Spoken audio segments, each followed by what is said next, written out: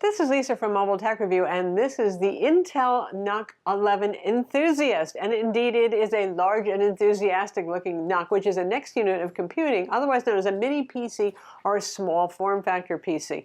Now, this one is bigger than the average NUC, which is absolutely tiny, about, well, that much there. But there's a lot more horsepower inside. We're going to look at it now. And not to mention, you get a cool light-up skull on the lid, too, though they also give you a piece of clear plastic for the insert if you want to go a little more low-key than that. But this one's obviously aimed at people who need some performance or gamers. So this one has an Intel 11th Gen Tiger Lake U-Series CPU inside, the 28-watt Core i7 that you would find in a high-end Ultrabook. So not bad, quad-core, 8 threads. This is not an H-Series gaming laptop CPU. But wait, then sometimes that's okay because we have some pretty good graphics power here integrated into the unit, surprisingly, almost as an NVIDIA RTX 2060, and that's the Max P version, not Max Q, so full wattage. So you're looking sort of at, you know, your mid-tier to entry-level gaming laptop. Granted, it's not a 3000 series GPU, but given GPU shortages, probably there was no hope of doing that. And in fact, even this unit is getting kind of hard to find. But with NVIDIA DLSS these days, and with more graphics-intensive games, not ones that hit the CPU hard, you're looking at certainly a product that can play 1080p games, current ones, pretty decently. And even sometimes with DLSS on 4K. So this does have a VESA mount, for example, if you wanted to attach it to the back of your TV or your monitor or whatever. It's entry level for VR, you know, it should be good enough that you don't start to feel queasy, frame rates, you know, that sort of thing. So that's where it's positioned. So if you're looking for something not to play Cyberpunk 2077 on Ultra, but you're okay with medium settings, then this is your candidate here at 1440p resolution even. And less demanding games, Battlefield, certainly Fortnite and all that stuff, sure, not a problem. The nice thing about this versus a laptop with similar specs on board is the fact that you've got more room for cooling design. It doesn't have to be flat like a laptop, you know. So inside, when you open it up, you can see it's got some pretty beefy copper cooling pipes and a nice heat fin along the back edge of this. So thermals on this and testing in a variety of benchmarks and running concurrent benchmarks and all that sort of thing were quite good. Around 80 degrees centigrade for the CPU cores, and goodness knows if this was a laptop instead, we'd be seeing about 95 under the same test. So good that. Performance is where we would expect it to be, which is to say competitive with the high-end Core i7 Ultrabook.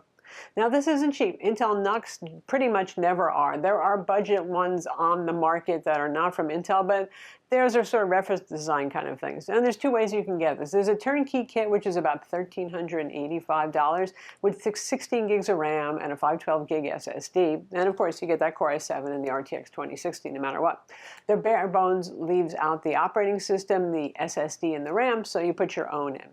This does have 2 RAM slots. It takes the usual laptop DDR4 3200 megahertz RAM, that 1.2 volt, 2 slots, so 64 gigs would be max. And you have 2 M.2 SSD slots. One's NVMe only, which you would use for the boot SSD, and the second one accepts NVMe and SATA. Now, since we got the bare bones kit that didn't have the RAM, the SSD, or the operating system, and I put my own RAM and my own SSDs inside, we're not going to benchmark either of those because they don't come with the product, obviously, but I would expect perfectly normal performance if you go with the not bare bones kit that has some RAM and an SSD inside. Versus a laptop, ports are another plus here. And it's pretty impressive given the small size of this. By the way, it comes with the stand, so if you want to set it up upright so it takes up even less space, you can do that. But we've got 6 USB-A ports on board, 4 in the back, 2 in the front, and those are 3.2. And then we have 2 Thunderbolt 4 ports. Yay, that! 1 front and 1 back. You have an SP-Diff optical connection for 7.1 digital audio. You have a regular headphone jack on the front. You have HDMI 2.0B and DisplayPort 1.4. So yeah, you could, in theory, connect up to 4 monitors on this thing, which gets to be kind of crazy. And there's a full-size SD card slot, and that's SDXC UHS2, so fast. So connectivity, absolutely not a problem. Whatever you want to plug into this thing, it's certainly not dongle life, the opposite here. Now inside the two M.2 slots are PCIe 3, not 4. That's because there's not enough PCIe lanes to dedicate to that. They went with giving that to the GPU instead, which I think is obviously the wise choice here. You want the RTX 2060 to be running at maximum performance. It comes with a 230-watt power supply, you know, like your typical gaming laptop size power supply kind of, and typically it consumes about 150 watts of power. For connectivity, you have 2.5 gigabit Ethernet wired connection, only a single one. I know some NUCs in the past have had two, probably with servers and data centers in mind more than everyday folks. I don't know. And Intel Wi-Fi 6 with Bluetooth 5, and that's the AX201 card. There's a lot of screws involved in getting inside of this. To unscrew the top, there are visible Torx screws, and, well, unscrew those, and then take that off, and there is our cute skull. So like I said, there's also a clear plastic insert if you want to change it out if you don't want to see the skull, which I think is kind of cool. And then there are Phillips head screws inside, and there's little arrows pointing to them, and that's what you unscrew to lift this up. You don't have to unscrew this skull mask thingy. That's a separate thing. So lift that up. Serious piece of metal there.